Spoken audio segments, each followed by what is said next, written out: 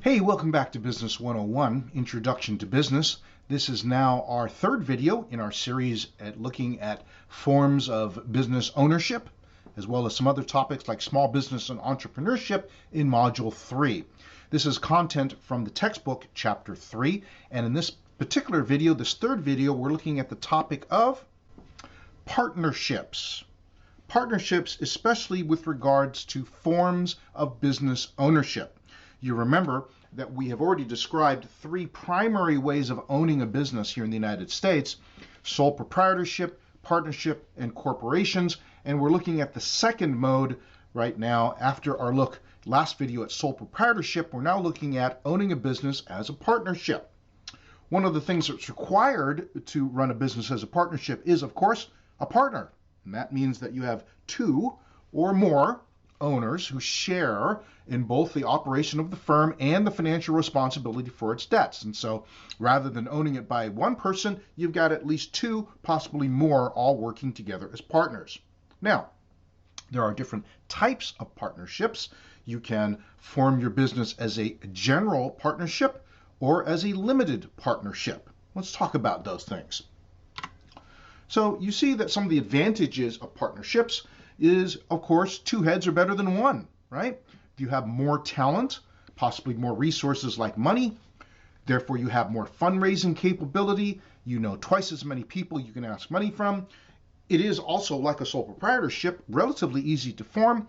And if you form it as a limited partnership, then the limited partners will have limited liability, depending how you set it up. There are general partnerships and limited partnerships.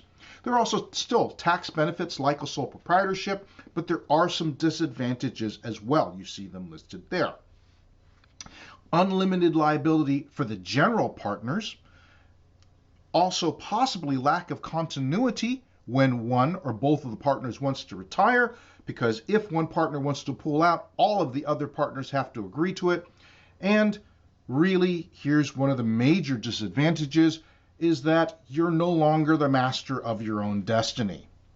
Have you ever had a situation on a Friday night where you and your friends are decided, well, let's get together tonight and let's figure out where we're going to eat?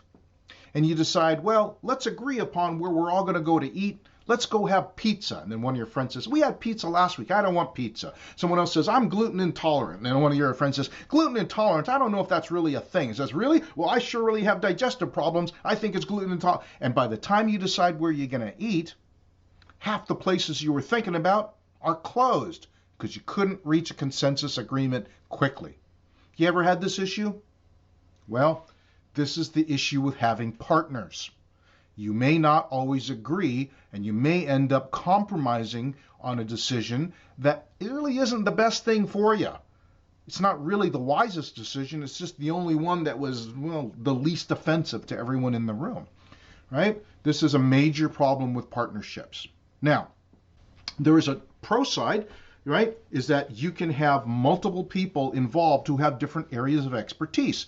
And so if you look at this slide, the photo I've given you there, they're actually a partnership in a company called Conscious Creamery, husband and wife. They formed this company as partners.